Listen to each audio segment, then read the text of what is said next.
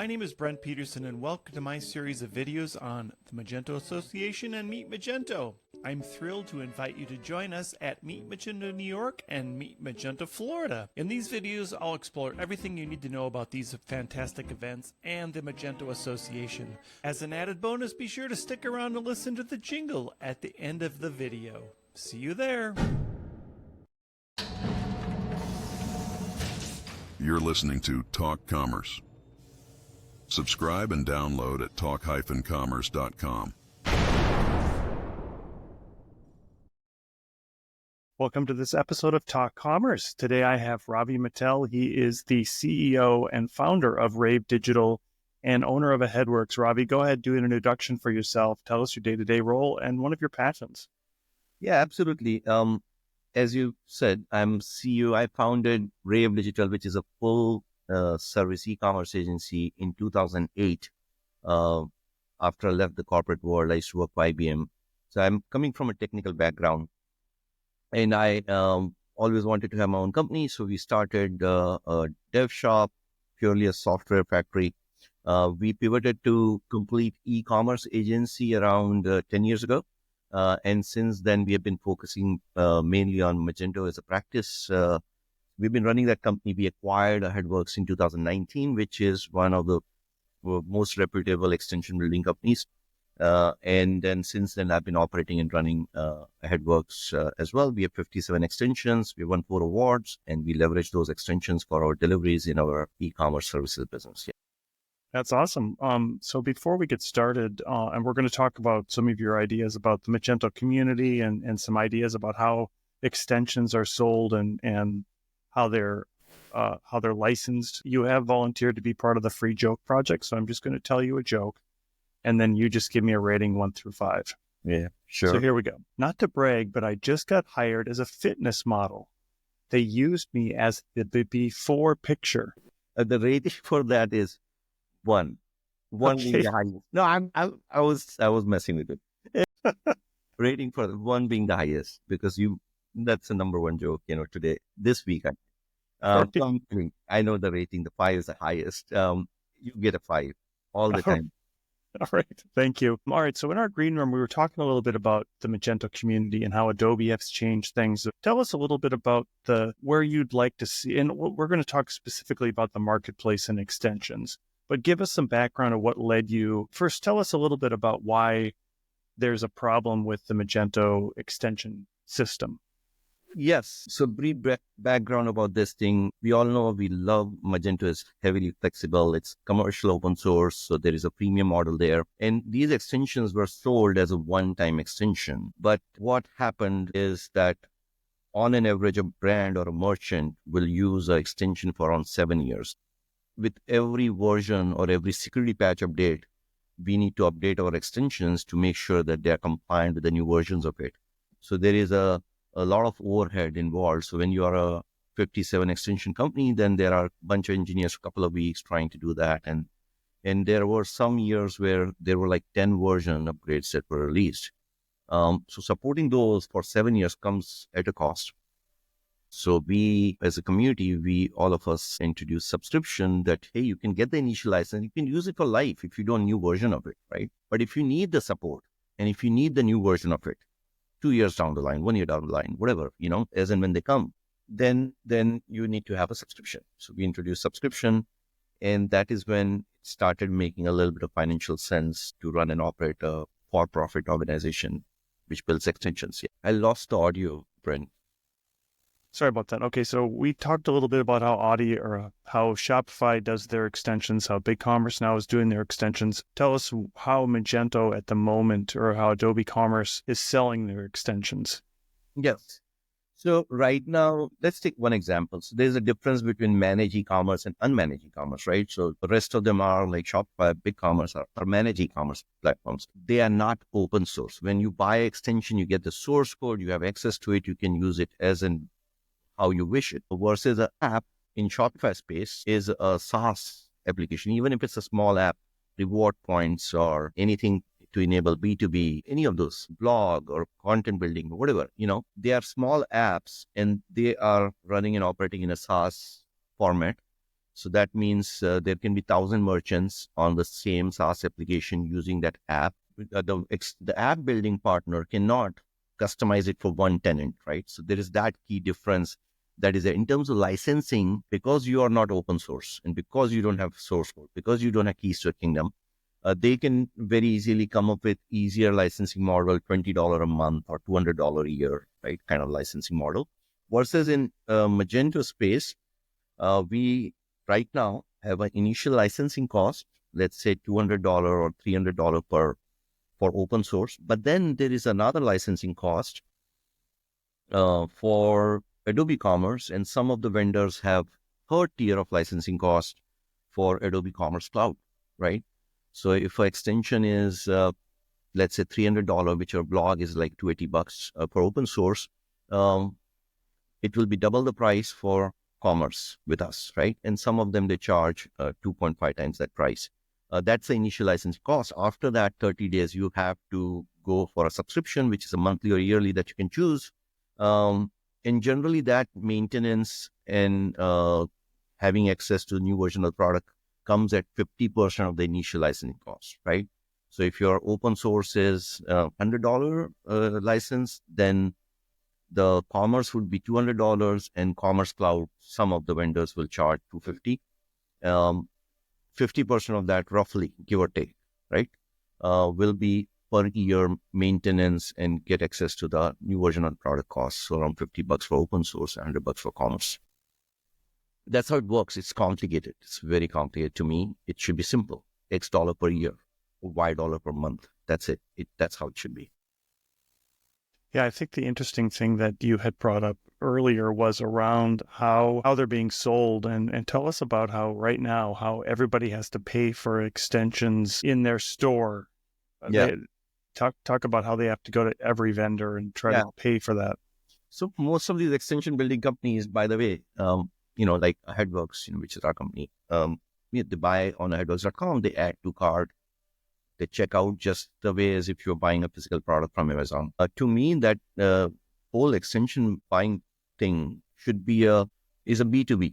So extensions are owned by a company, not by a person. So if Brent bought it for his company, it's not owned by Brent because Brent can move on. It is owned by the brand, by the customer. So we need to make sure buying experience like that. And once the team is there onboarded, right, it should be installed that extension. That's as simple as that. There should not be any add to cart and checkout.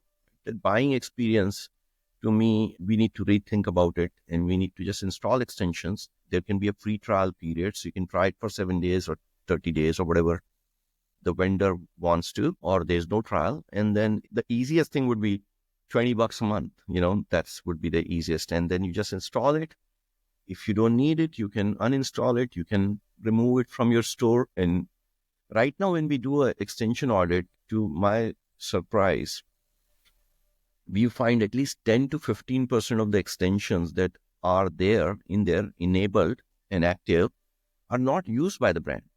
So we need to, if we can do this install and install easy, it's just easier for buying experience. It keeps the Magento instance clean as well. Yeah, I think one thing that you mentioned, and more like, I think the problem with people adding too many apps or extensions is probably the same across all platforms. But one thing that you had talked about was how extensions are being purchased and having to go to every single vendor. So in your case, if you did have a client with 70 different extensions, and let's just say they are 70 different vendors, they're responsible for going to pay that renewal every year to 70 different people, right? Yes. So on an average, we are talking about small bills. We are talking about small merchant doing few $1 million in online commerce per year. So few $1 million in GMV. They on an average have 70 extensions from on an average 6 to 7 different providers, right? Maybe 50 of them are, let's say, paid ones. So there needs to be 50 subscriptions, right? Now, let's say if they have 10 of those from Aheadworks, they are not all on the same billing cycle or schedule. one may be bought by Brent, another may be bought by Nicole, another may be bought by Ravi. So at different schedule and different timelines, different credit cards, different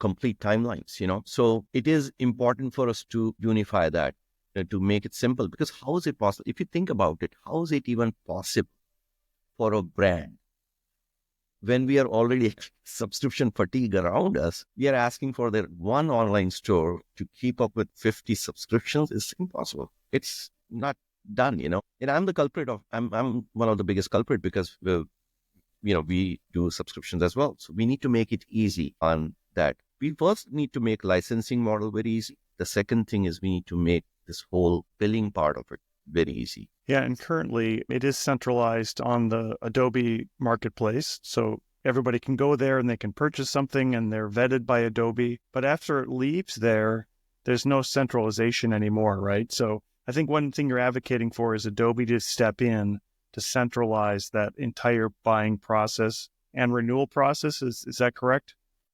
Yes. No. So quick fact about that. So on Aheadworks, and that applies to almost all vendors as well.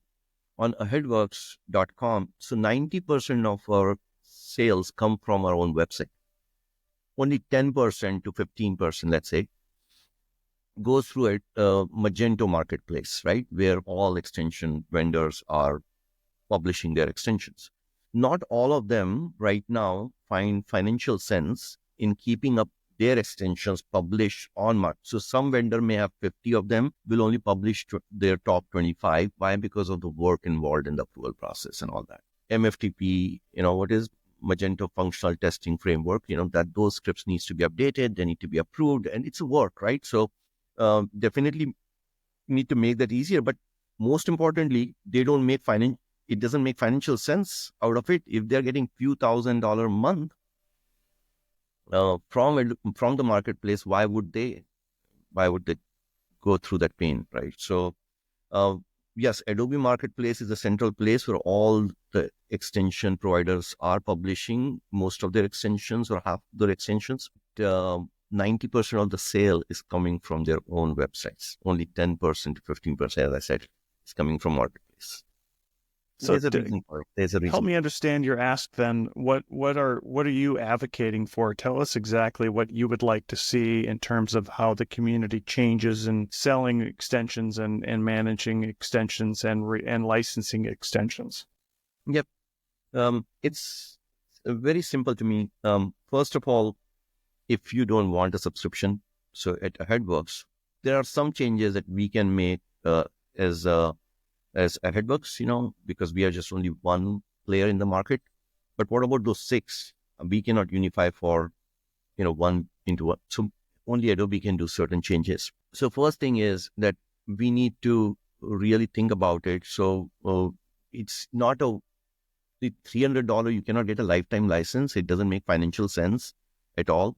But what we can do is we can do a long-term, like 5-year license, which is what we are launching next week. And 5-year license at a 30% discount price. So, and it's not a subscription. So, after 5 years, things change, right? So for companies that do not want to deal with subscriptions, especially bigger brands, they can have that option, right?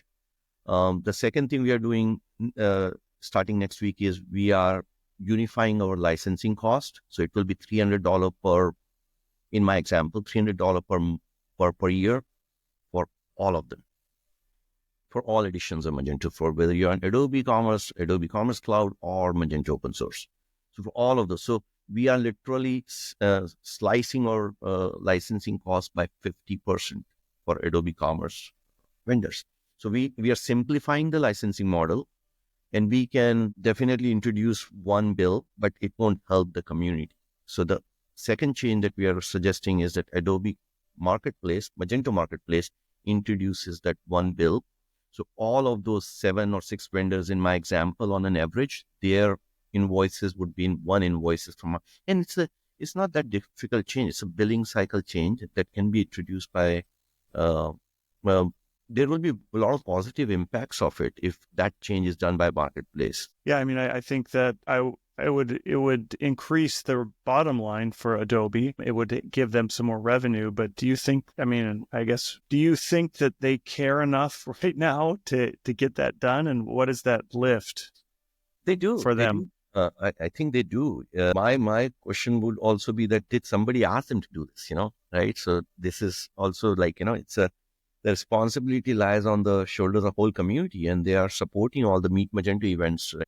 They are open to conversations. Definitely, the bigger the company you are, the change is a slow change. But I'm pretty hopeful that if we they would be open to that. It makes only sense. I mean, to me, it's like a no-brainer, like a Amazon Prime, right? So why would you not do it? And that's not a huge of a change. We should start focusing as a community. Let me first crunch some numbers. So let's say if I was Adobe executive, right? How does it? So this is my appeal if Adobe is listening to Adobe, like how does it make financial sense? So I'll give you a rough number. And this is my rough estimate, right? Because based on my revenue, and I know that there are 7 different extension vendors, roughly this is a $10 million market, $10 million per year market. So right now, let's say even for ease of calculation, I will say, let's say 10% of this revenue is coming in going to marketplace. Adobe charges right now 15% on that, right? So on a 1 million, they generate a revenue of $150,000, right? On that. That's nothing. That's barely nothing. Now let's think about it like this. Let's say if we do one bill, and that means we made it super easy for brands to do business with Magento community or Magento platform, right? So that reduces the shrinking. Back in the day, there were double the number of extensions or double the number of instances on Magento as compared to Shopify. Now things have reversed. We have 4,000 extensions published on Marketplace and 8,000 Shopify apps. Now, first thing is we acknowledge that, yes, the market share we are losing the market share to Shopify big time, right? The second thing is we need to understand, if we don't acknowledge it, how can we fix it, right? So the Magento market is shrinking. I'm seeing it firsthand, right? So if we introduce this change, the shrinking will stop and probably will grow. The brands would start buying extensions from the marketplace rather than directly going to Aheadworks.com or MSC.com or MageWorks or Mage Plaza. Yeah. So let's say if we reverse that trend, if they introducing this thing reverse, and 90% of the sales should go from marketplace, right? That's how it should be. So now, if they take 10% of that, not 15%, let's say 15%, I'm just trying to do the math easy, right?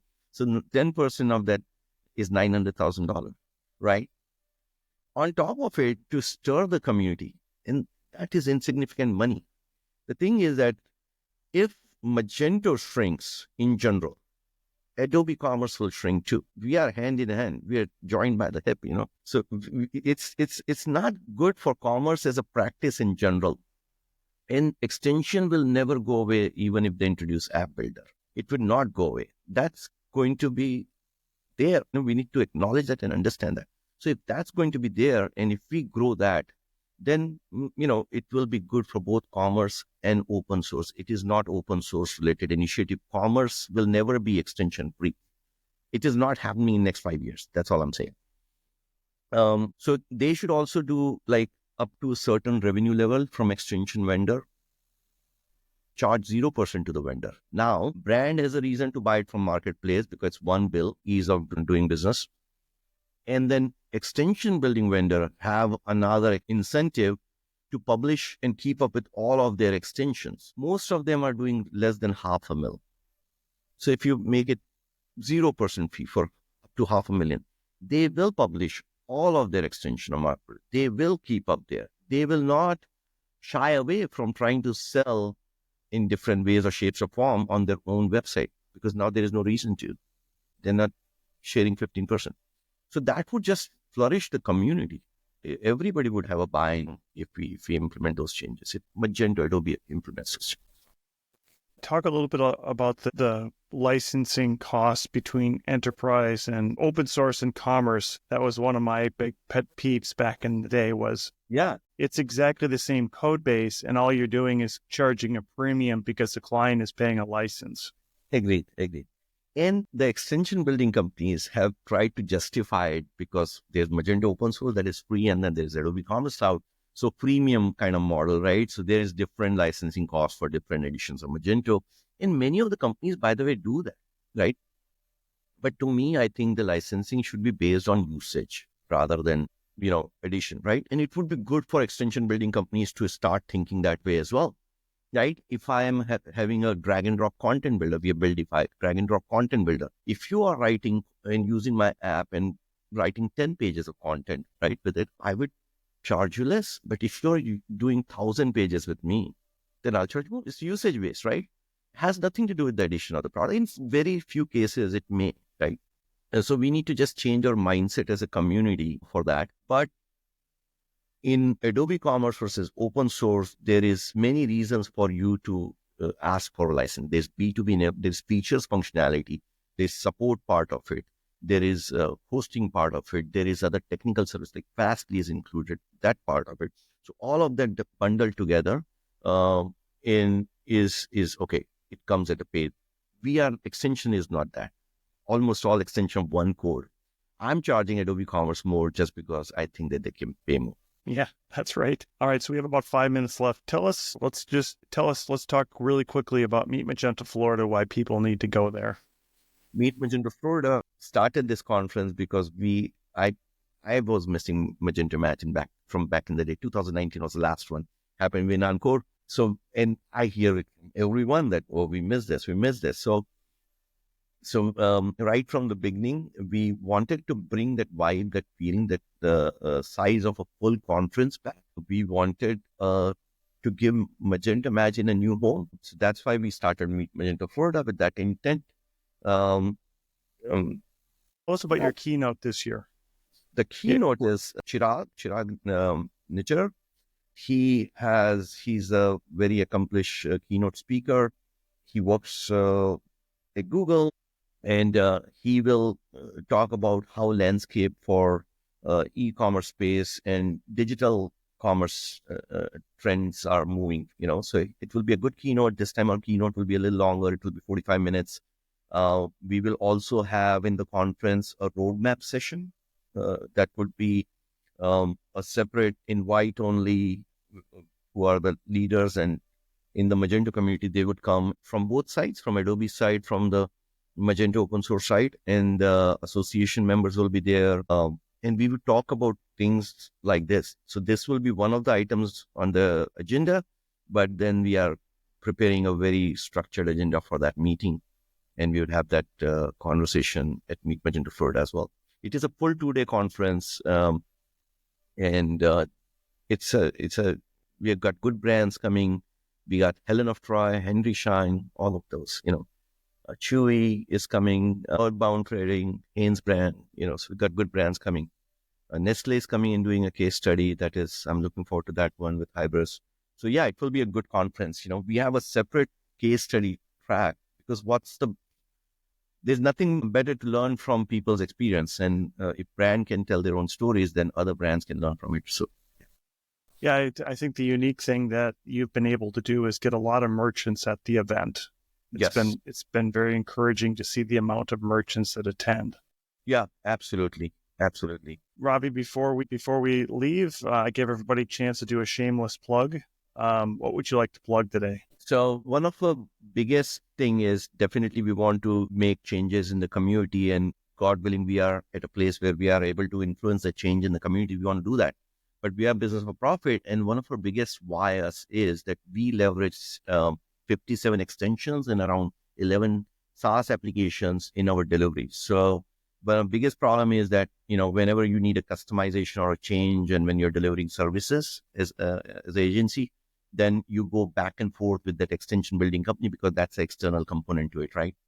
With us, we leverage our extensions and our SaaS application for delivery. So time to market is faster. We are efficient, very, very efficient in terms of time to market, and also the cost of delivery is associated with it as well. So that's biggest why is we have an equally strong full service e-commerce agency, and we are a product company as well. So both those arms work together to benefit the brands. Yeah. And where's the best place for people to get in touch with you? I'm on LinkedIn. That's the best place. That's the only social media that I do, right now. So I'm on LinkedIn, but, feel free to reach out to me through our website. anywhere, I don't mind giving. I'm a very easy person to give my cell phone number as well. So yeah, once you reach out to me, we'll probably just be talking on the phone casually all the time. Yeah. That's fantastic. I'll make sure I get those on the show notes. And I look forward to Meet Magento Florida. It is coming up. This episode will come out next Monday. Mm-hmm. So tell us the dates of Meet Magento Florida. Meet Magento Florida is February 5th and 6th. It happens in Hard Rock, Florida, which is the guitar building. It's an awesome venue, awesome location. And we have day one, lots of ancillary events going on. Day two, we have a closing party and after party after that. And then during the day, there will be a lot of learning, 2 workshops. One by Mark Schuss, it will be a technical workshop, and the B2B workshop, which is a business workshop. Day one would be by Nicole Donnelly. So I'm looking forward to that. We are growing this. Last year, we were 2 tracks. This year, we are 3 tracks. We will have more sponsors on the floor to talk to and network with as well. So we are introducing new components in the conference, and we are growing year over year in all dimensions by 15%. So this year we'll do the same. Yeah. That's awesome. Ravi Mittal, the CEO of Rave Digital, founder, CEO of Rave Digital, and owner of Aheadworks. Thank you so much for being here today. Thank you for having me. All right, Brent, always. Meet Magento down in Florida. E-commerce folks come to score it. Adobe grammars, partners too. Developers, we go to brew. GP Magento, let's connect. Share ideas and reflect. From merchants to tech, we're all here. Building the future, cheer to cheer. Tap your feet to the rhythm, let's ignite. Networking of the stars, shine bright. Workshops on talks, knowledge flowing free. With every session, more clarity we see. In the heart of Florida, where ideas take flight. Our thoughts together, like day and night. Feel the energy, feel the beat. Magento family, where hearts meet.